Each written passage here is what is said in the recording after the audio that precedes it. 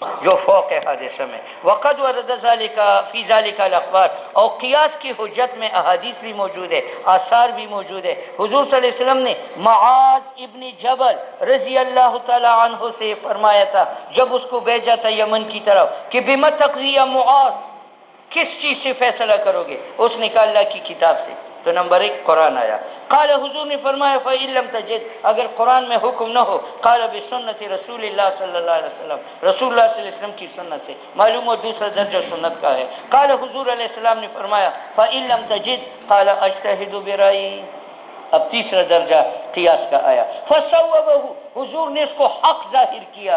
فقال، فرمایا الحمدللہ الذی، شکر ہے خدا کا، وفق رسولہ، جس نے توفیق دی قاصد کو رسول اللہ صلی اللہ علیہ وسلم جو حضور کا تھا، علامہ اس طریقے پر یحب و یرضا. ورویا ان امرأۃ خثعمیہ اتت، آئی حضور کی خدمت میں، کہنے لگی کہ میرا باپ شیخ کبیر ہے اور اس پر حج فرض ہو چکا ہے، وہ بیٹھ نہیں سکتا راحلہ پر، آیا کافی ہے میرے لیے کہ میں اس سے حج کروں؟ تو یہ حج حق اللہ ہے. حضور نے اس کا قیاس کیا حق العباد پر کہ تیرے باپ پر اگر دین ہوتا تو ادا کرتی، جائز تھا یا نہیں؟ وہ کہتے جائز تھا. تو حضور نے فرمایا یہ حج خدا کا حق ہے. تو حق اللہ کا قیاس کیا کس کے اوپر؟ حق العباد پر.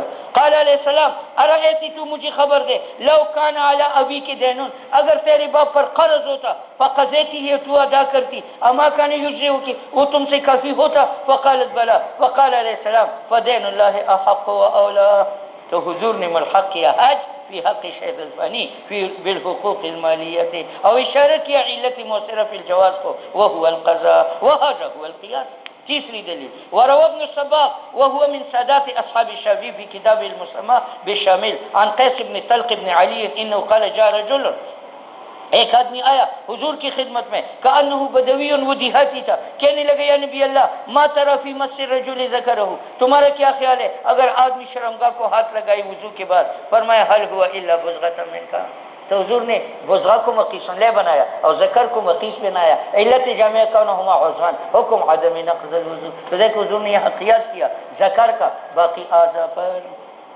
وهذا هو القياس. وسئل ابن مسعود عمن تزوج امرأة، کہ عبداللہ ابن مسعود سے پوچھا گیا اس آدمی کے بارے میں جس نے نکاح کیا ایک عورت کے ساتھ اور اس کے لیے مہر مقرر نہیں کیا اور پھر زوج مرا دخول سے پہلے، تو اس نے مہلت مانگی فتویٰ دینے میں 1 ماہ تک. ثم قال اجتہد فیہ برأیی. اب دیکھو رائے جو ہے یہ قیاس ہے. فإن كان، اگر میرا رائے ثواب تھا وہ اللہ کی طرف سے ہے، اور اگر غلطی نکل آئی تو یہ ابن ام عبد کی خطائی ہوگی. اس کے بعد فرمایا ارا لها مہر مثل نسائها لا وکسن کم ولا شتتن زیادہ. شرط و صحت القیاس 5. بس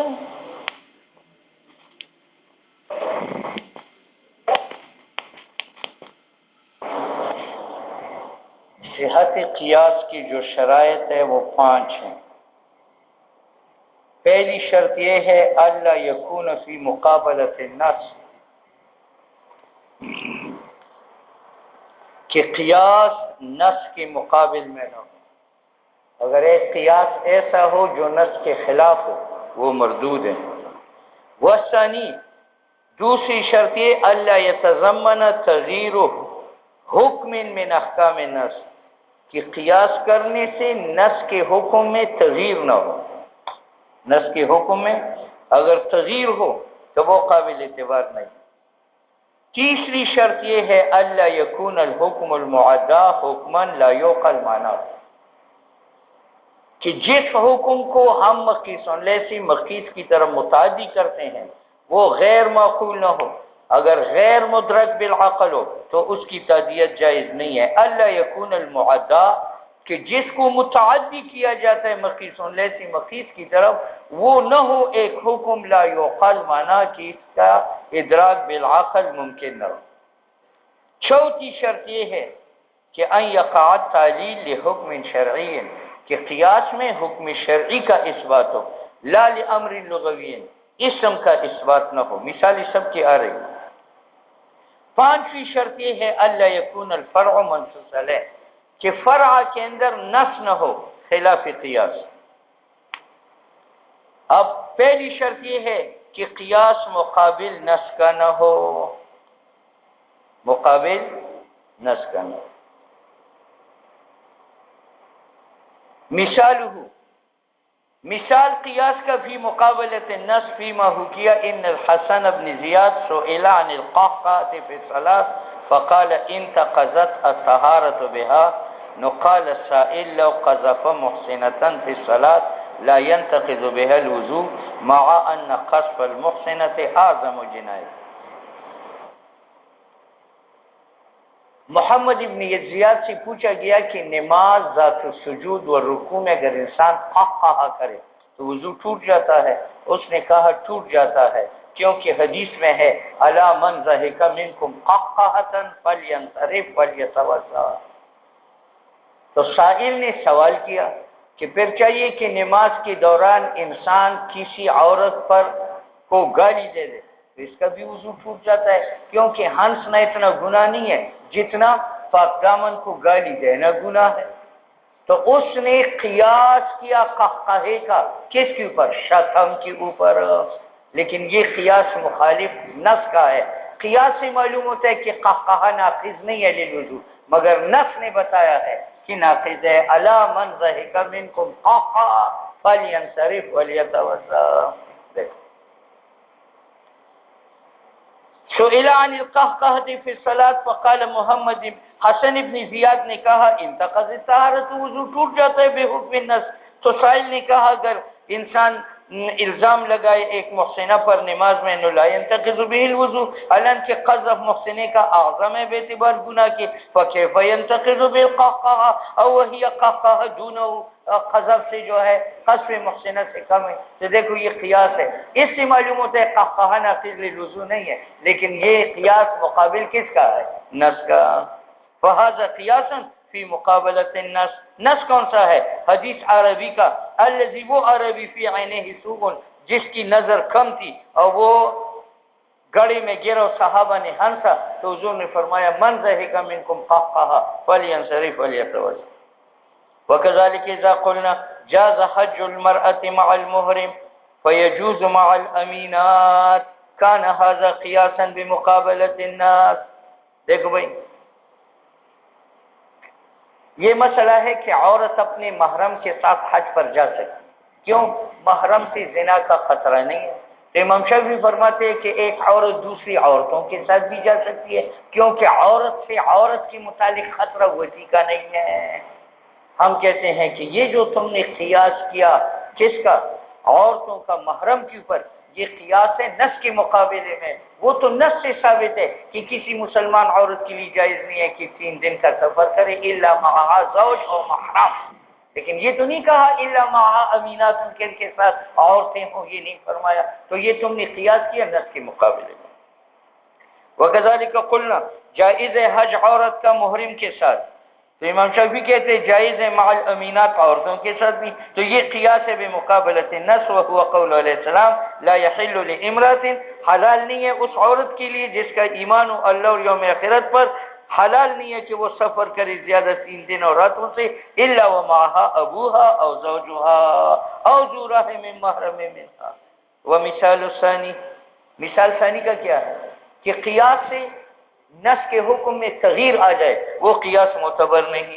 وہ ہوا ما، یہ وہ قیاس ہے یتضمن جو مستلزم و تغییر حکم کا احکام نص میں سے، ما یقال النیت شرط فی الوضوء، شرط، دیکھو اس میں اتفاق ہے کہ تیمم میں نیت فرض ہے، اس میں اختلاف ہے کہ وضو میں فرض ہے یا نہیں ہے، ہمارے نزدیک نہیں ہے۔ امام شافعی فرماتے ہیں وضو میں نیت فرض ہے، قیاس تیمم پر، تو تیمم مقیس علیہ، وضو مقیس، علت جامعہ دونوں کے درمیان کونہما طہارتاً، حکم فرضیت نیت، ٹھیک ہے۔ ہم کہتے ہیں اس قیاس سے نص کے حکم میں تغییر ہے، نص کا حکم ہے فغسلوا وجوہکم، تو یہاں غسل مطلق ہے، نیت کی شرط نہیں ہے، آپ اس مطلق کو قیاس سے مقید کرتے ہیں۔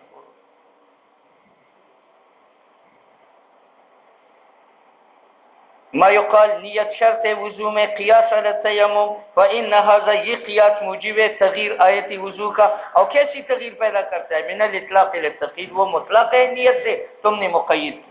وکذالک قلنا، اس میں اختلاف ہے کہ طواف کے لیے وضو فرض ہے یا نہیں ہے، تو امام شافعی کہتے ہیں فرض ہے، قیاس صلاۃ پر، صلاۃ مقی سن لے، طواف زیارت مقیس علت جامعہ دونوں کے درمیان کونہما فرضاً، حکم اشتراط وضو کا۔ ہم کہتے ہیں اشتراطی وضو سے نس میں تغیر آتی ہے، نس ہے ولیطوف بالبیت العتیق، تو طواف مطلق ہے، وہاں وضو کی فرضیت کی قید نہیں ہے، تم نے مقید کی۔ طواف بالبیت صلاۃ ہے بسبب حدیث کے الطواف بالبیت صلاۃ، فیشترط لها الطہارۃ وستر العورت کا صلاۃ، لیکن یہ قیاس ہے جو موجب ہے تغیر نس طواف کا اور تغیر اطلاق سے قید کی طرف، وہاں تو آیا ہے ولیطوف بالبیت العتیق، تو طواف مطلق ہے، وضو کی قید نہیں۔ ومثال الثالث، ثالث کون سا ہے کہ مقیس لے کا حکم مدرک بالعقل نہ ہو، اس کی تعدیت اگر قیاس کے ذریعہ مقیس کی طرف کی جائے تو وہ جائز نہیں ہے۔ وهو ما لا يقل معناه في حق جواز التوزي نبيذ التماس، نبيذ اچھا فإنه لو قال جاز بغيره من الأنبذة بالقياس على نبيذ التمر، اب نبیذ التمر سے تو حضور نے لیلۃ الجن میں وضو فرمایا تھا، تو اب اگر ایک آدمی کہے کہ نبیذ الانار کے ساتھ بھی تیمم جائز ہے، قیاس نبیذ التمر پر، تو نبیذ التمر مقیس علیہ اور نبیذ انار جو ہے وہ مقیس اور نبیذ السیب مقیس علت جامعہ دونوں کے درمیان کونہما مائعان، حکم جواز توزی کا۔ ہم کہتے ہیں وہ نبیذ التمر سے جو حکم سے وضو ثابت ہے وہ خلاف عقل ہے، یعنی مدرک بالعقل نہیں ہے، تو اس کی قیاس نبیذ الانار اور نبیذ السیب کی طرف درست نہیں۔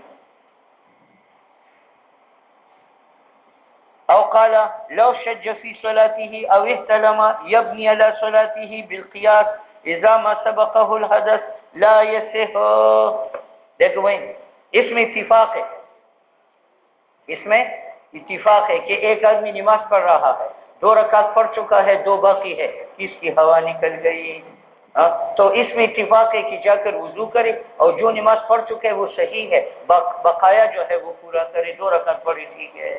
لیکن اس میں اختلاف ہے، اگر کسی کو زخم لگ جائے یا کسی کو نماز کے دوران احتلام آ جائے تو آیا وہ بھی بنا کرے گا یا تیرینوں نماز پڑھے گا؟ امام شافعی کہتے ہیں وہ بھی بنا کرے گا، قیاس حدث پر، قیاس کس پر؟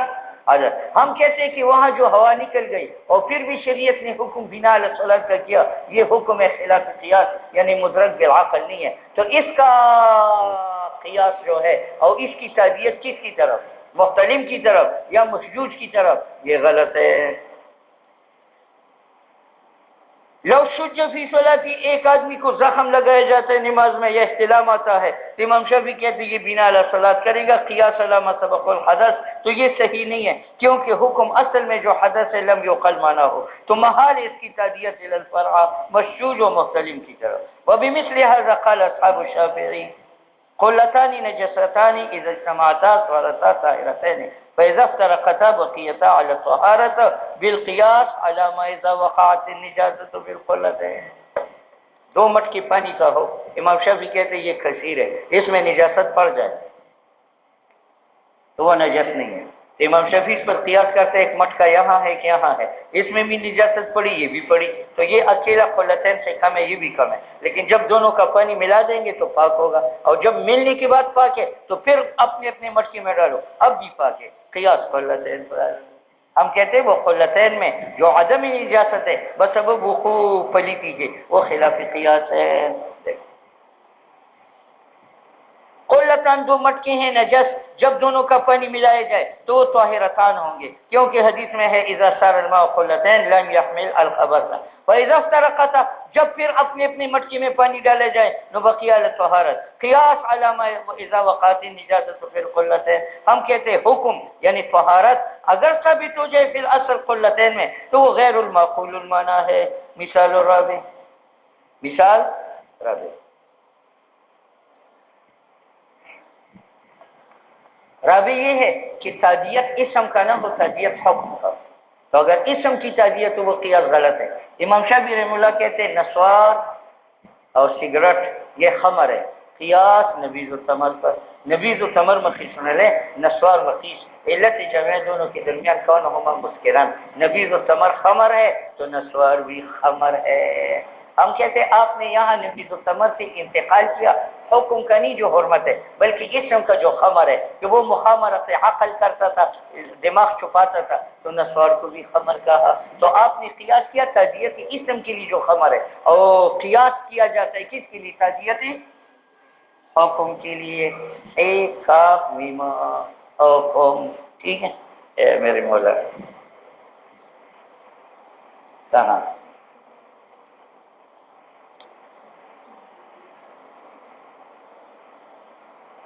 اور مثال دیکھا کہ قیاس لامر شرعی ہونا چاہیے، نہ لامر لغوی، جیسے مطبوخ منصف، یعنی انگور کا وہ پانی جو آدھا خشک کیا گیا ہو آگ سے، وہ خمر ہے، کیونکہ خمر انما کان خمرا لانه یخامر العقل او غیره، اور اس کے علاوہ جو نسوار سگریٹ ہے اور منصف ہے یخامر العقل فیکون خمرا بالقیاس۔ ہم کہتے ہیں تم نے انتقال اسم کا کیا جو خمر ہے۔ اچھا، اب امام شافعی کہتے ہیں نباش کا فنکش، اس کا ہاتھ کاٹو، قیاس سارق پر، سارق مقیس علیہ، نباش مقیس، علت جامعہ اخذ مال غیر، حکم قطع الید۔ بات سمجھ میں آ گئی؟ امام شافعی فرماتے ہیں سارق سارق ہے کیونکہ یہ اخذ کرتے ہیں مال غیر کا بھی طریق الخفیہ، اور شریک ہے سارق کے ساتھ النباش کا فنکش فی حد المعنی ویکون سارقا بالقیاس، لیکن یہ قیاس ہے امر لغوی اسم ہے، مع اعتراضی ان الاسم لم یضاف ماں اعتراضی امام شافعی اعتراف کرتا ہے کہ اسم سارق کا لم یوزا لہو، نباش کے لیے وضع نہیں ہے لغت میں۔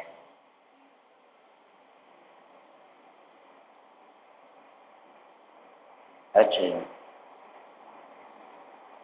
اب اس بات کی دلیل کہ اسم کا انتقال صحیح نہیں ہے، تو کہتے دلیل یہ ہے، دلیل علی فساد هذا النوع من القیاس کہ عرب فرس کو ادہم کہتے جب اس میں سواد ہو، اور خمیت کہتے جب اس میں حمرت ہو۔ تو دیکھو علت ادہم کا جو اسم ہے کیا ہے؟ سواد ہے، اور سواد زنجی میں موجود ہے، تو چاہیے کہ اس کو ادہم کہا جائے۔ اور علت اطلاق خمیت کا کیا ہے؟ حمرت ہے، کیا ہے؟ حمرت، اور حمرت ثوب احمر میں موجود ہے، تو چاہیے کہ ثوب احمر کو بھی کیا کہے؟ خمیت کہے، لیکن نہیں کہتا کیونکہ یہ انتقال اسم کا ہے، اور اسم کے انتقال قیاس کے ذریعے نہیں ہوتا، حکم کا ہوتا۔ عرب فرس کو ادہم کہتے ہیں بعلت سواد، اور خمیت کہتے ہیں بعلت حمرت، اور پھر یہاں ادہم اور خمیت کا اطلاق نہیں ہوتا، نہ ادہم کا زنجی پر ہوتا ہے اعلان کے سواد وہاں ہے، اور نہ خمیت کا ثوب احمر پر ہوتا۔ اولو، اور ہم امام شافعی کو کہتے ہیں اگر قیاس اسامی لغوی میں جاری ہو جائے نو لجاز ذلك لوجود العلت، پھر جائز ہے کہ ادہم کے اطلاق زنجی پر ہوتا کیونکہ علت ادہم کا سواد اس میں موجود ہے، اور اطلاق خمیت کا جو ہے ثوب احمر پر ہوتا کیونکہ علت اطلاق خمیت کا ثوب احمر میں موجود ہے جو حمرت ہے۔ دوسری بات یہ ہے کہ اگر انتقال اسما میں ہو تو علل شرعی باطل ہوتے ہیں، علل احکام کے ہیں، جب احکام کی تعدیت نہیں ہے تو علل بیکار ہے۔ یہ موضوع ہے افصال اسباب شرعیہ کو، کیونکہ شرع اس نے سرقہ کو سبب بنایا ہے لنوع من الاحکام، فاذا علقنا الحكم بما هو اعم، جب ہم نے معلق کیا حکم جو قطع ید ہے بما اس اخذ مال کے ساتھ جو اعم ہے سرقت سے، وہ اخذ مال الغیر علی طریق الخفیہ، تو ہم نے بیان کیا کہ ان سبب کان فی الاصل مانن، کہ سبب اصل میں اخذ مال الغیر ہے جو غیر ہے سرقت سے، اور حالانکہ شریعت نے کو سبب بنایا۔ یعنی اگر ہم قطع سارق کے علاوہ نباش کو شامل کریں گے تو پھر سرقہ علت نہیں ہوا، علت کیا ہوا؟ اخذ مال غیر، اور حالانکہ شریعت نے قطع کے لیے علت کیا بنایا ہے؟ سرقہ۔ وکذالک جعل شرب الخمر سببا لنوع من الاحکام فاذا علقنا الحكم، جب ہم حکم معلق کریں ایک ایسی وجہ علت کے ساتھ جو اعم خمر سے، تو ظاہر ہوگا کہ حکم کھوڑوں کا جو ہے کان فی الاصل متعلقا بغیر الخمر۔ مثال شرط خامس کا، شرط خامس یہ ہے کہ فرع مقیس کے اندر نص مخالف قیاس کا نام، وهو ما لا يكون الفرع منصوصا عليه كما يقال اعتاق الرقبة الكافرة في كفارة اليمين والظهار لا يجوز۔ امام شافعی فرماتے ہیں کہ مظاہر آدمی اور حانس آدمی جب عبد کفارہ میں آزاد کرے گا تو وہ عبد مومن آزاد کرے گا۔ قیاس کفارہ قتل پر، قاتل کفارہ قتل میں عبد مومن آزاد کرتا ہے، تو مظاہر کفارہ ظہار میں اور حانس کفارہ یمین میں مومن آزاد کرے گا۔ ہم کہتے ہیں کہ تم نے واقع ظہار کو یمین کو قیاس کیا واقع قتل پر، حالانکہ ظہار میں خود نص موجود ہے، والذین یظاہرون من نسائهم ثم یعودون لما قالوا فتحریر رقبہ، وہاں تو مومن کی قید نہیں ہے۔ جیسے تاک رقبی کافری کا کفارہ یمین و ظہار میں جائز نہیں ہے امام شافعی کے نزدیک، قیاس علی کفارۃ القتل ولو جمع المظاہر، اگر مظاہر جمع کریں فی خلال الاطعام یستانف الاطعام بالقیاس علی الصوم۔ امام شافعی فرماتے ہیں اگر مظاہر آدمی نے ایک ماہ روزے رکھے، ایک ابھی باقی ہو بیوی سے مباشرت کی، وہ سابق مہینہ روزے باطل ہو گئے، کیونکہ قرآن میں ہے فصیام شہرین من قبل ان یتمس، وہاں قید ہے، تو وہ اطعام کا بھی قیاس کرتا ہے کہ اگر 60 مسکینوں کو مظاہر کھانا کھلائے اور 30 کو کھلائے اور 30 ابھی باقی تھے درمیان میں جمع کیا، اور سر 9 60 کو کھانا کھلائے گا، قیاس صوم پر۔ ہم کہتے ہیں اطعام میں خود نص موجود ہے، اور اطعام 60 مسکینہ، وہاں تو من قبل ان یتمس کی قید نہیں ہے۔ ويجوز للمحصر أن يتخلل بالصوم بالقياس على المتمتع، والمتمتع إذا لم يصوم في أيام التشريق يصوم بعدها بالقياس على قضاء رمضان۔ امام شافعی کہتے ہیں کہ حاجی کو راستے میں جب روکا جائے تو بس وہ احرام کھول لے، لیکن احرام کھولنے کے لیے قربانی ہے، قربانی تو حرم میں ہے، لہذا وہ روزے رکھے گا۔ قیاس صوم رمضان پر، صوم رمضان اگر انسان نہ رکھے تو کیا رکھتا ہے؟ صوم قضا یا فدیہ۔ ہم کہتے ہیں کہ سیام حاجی میں وہاں مستقل نص موجود ہے۔ القیاس الشرعی، قیاس شرعی کی تعریف ترتب الحکم، حکم کا منتقل کرنا ہے غیر منصوص علیہ کی طرف، علی معنی بسبب ایک علت کے، لذالک الحکم فی المنصوص علیہ، یعنی تادیت اشتراک مقیس کا ہے مقیس علیہ کے ساتھ حکم میں باعتبار علت مشترکہ۔ اب علت کا علت ہونا معلوم ہوگا کس سے؟ تو کہتے ہیں ثم انما یعرف کون المعنی علتا، علت کا علت ہونا معلوم ہوگا یا کتاب سے یا سنت سے یا اجماع سے یا اجتہاد و استنباط سے۔ مثال اس علت کی جو معلوم بالکتاب ہے، کثرت الطواف، کثرت الطواف، کہ لونڈی سے اور نوکروں سے پردہ ہے یا نہیں ہے، تو قرآن نے بتایا کہ چونکہ یہ بار بار تمہارے پاس آتے ہیں تو تم پردہ نہ کرو۔ اسی پر فقہاء نے قیاس کیا کہ بلی کا جوتا پاک ہے، کیونکہ وہ بھی بار بار آتی جاتی ہے۔ بات سمجھ میں؟ تو محارم مقیس علیہ اور بلی مقیس، علت جامعہ کثرت طواف، اور محارم سے تو پردہ نہیں تھا کثرت طواف کی وجہ سے، تو بلی کا جوتا ناپاک نہیں ہے، کثرت طواف۔ اور یہ کثرت طواف کہاں سے ثابت ہے؟ قرآن سے۔ طواف سے معنی یہ نہیں کہ وہ تمہارے ارد گھومتا ہے، یعنی آتے جاتے ہیں، آتے قنداریوں کا طواف۔ مثال علت کی جو معلوم بالکتاب ہے کثرت آنا جانا، یہ علت ہے سقوط حرج کے لیے فی الاستئذان محارم میں، لیس علیکم ولا علیہم جناح بعدہن طوافون علیکم بعضکم علی بعض، ثم اسقط رسول اللہ صلی اللہ علیہ وسلم، پھر حضور نے ساقط کیا حرج نجاست سورہ ہرے کا بے حکم حاضر العلت، فقال علیہ السلام الہرۃ لیست بنجاست فانها من الطوافین علیکم والطوافات، فقاس اصحابنا۔ تو اس سے آگے ایک اور قیاس ہے، ہمارے اصحاب نے قیاس کیا تمام ان حیوانات کو جو گھروں میں رہتے ہیں، کالفارۃ والحیۃ علی الحر بعلت الطواف، بعلت الطواف۔ اچھا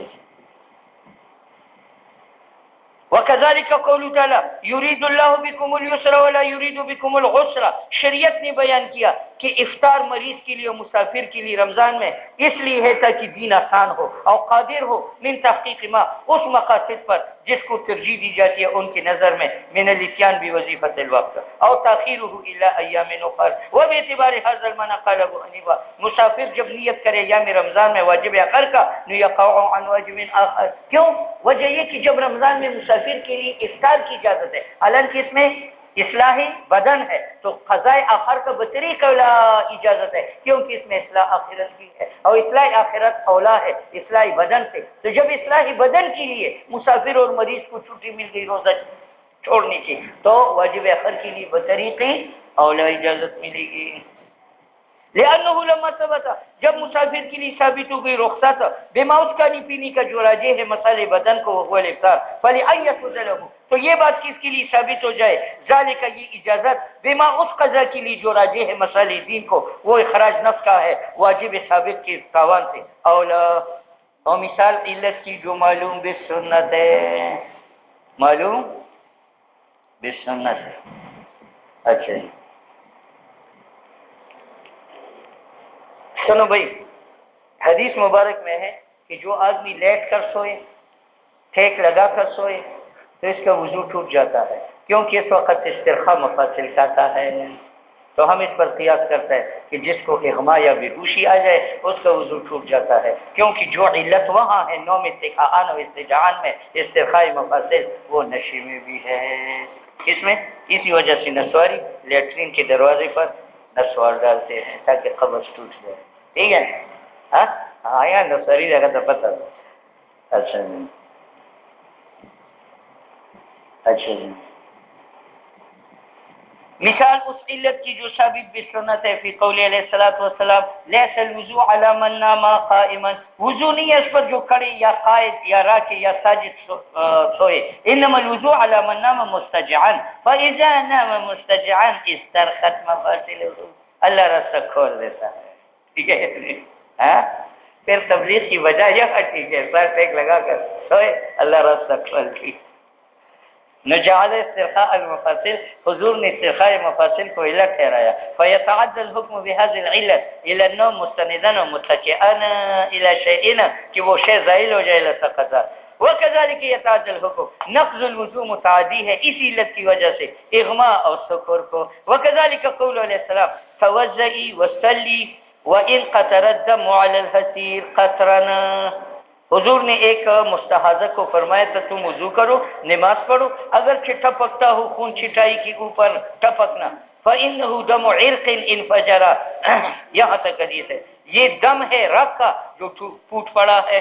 نجعل حضور نے انفجار دم کو علت بنایا فيتعدى الحكم بهذا العلة الى الفسق اگر ایک آدمی کا رگ ٹوٹ جائے اور خون بہتا جائے اس کا بھی وضو نہیں ٹوٹے گا. والحجامت ایک آدمی نے خون نکالا اور زخم سے خون بند نہیں ہوتا وہ بھی ایک بار وضو کرے اب خون نکلنے سے اس کا وضو نہیں ٹوٹے. اچھا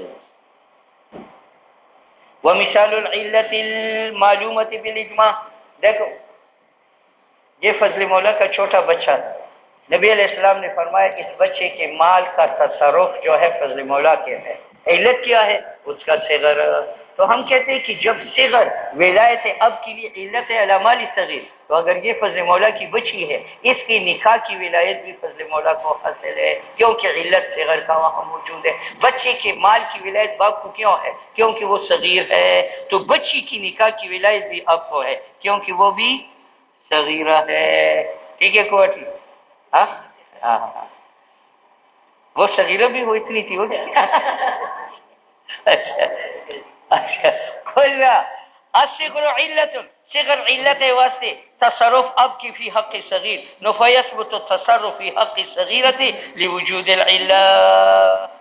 بات سمجھ میں آ گئی. اچھا جی اسی طریقہ سے جب بیٹا بالغ ہو جائے تو باپ کی ولایت مالی صغیر سے جو ہے وہ ساقط ہے بسبب بلوغ کے. تو بچی جب بالغہ ہو جائے تو باپ کی ولایت انتہا بنتا سے وہ زائل ہو گئی کیونکہ وہاں بھی بلوغ موجود ہے.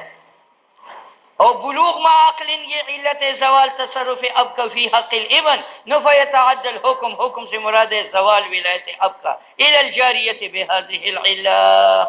اور انفجار دم کا علت ہے انتقاض کا للطہارت فی حق المستحاضہ فیتعدى الحکم الى غیرها لوجود العلت جہاں انفجار دم کا. ثم بعد ذلك نقول القياس على نوعين القياس